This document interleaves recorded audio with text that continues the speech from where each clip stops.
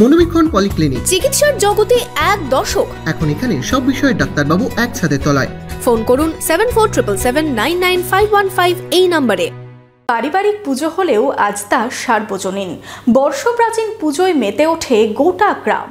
জৌলুস ফিরে পায় গ্রামের অলিগলি। সাগরপাড়ার এই পুজো যেন সম্প্রীতির মেলবন্ধনের বার্তা বহন করে। গ্রামে হতো না কোনো পুজো। দেবী দুর্গার পুজো দিতে গ্রামের মানুষ যেতেন দূর দূরান্তে।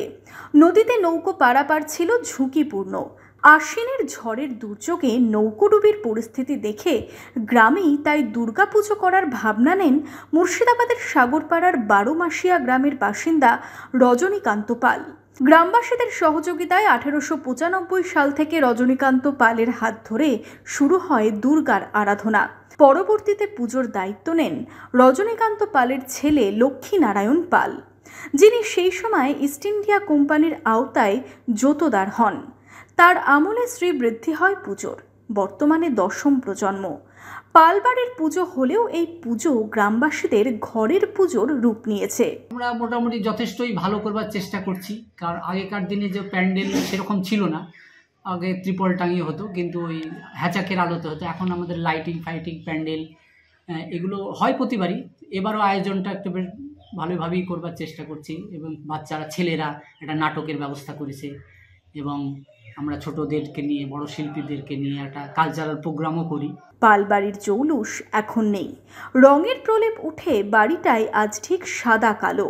কালের বিবর্তনে বাড়ির পুজো রূপ নিয়েছে বারোয়ারি পুজোর। পুজোটা পালবাড়ি থেকে চলছে, রজনীকান্ত পাল সে চালু করেছিল পালবাড়ি থেকে। হ্যাঁ, পালবাড়ি থেকে। তারপরে লক্ষ্মী পাল চালালো, তার ছেলে মৃগেন পাল চালালো।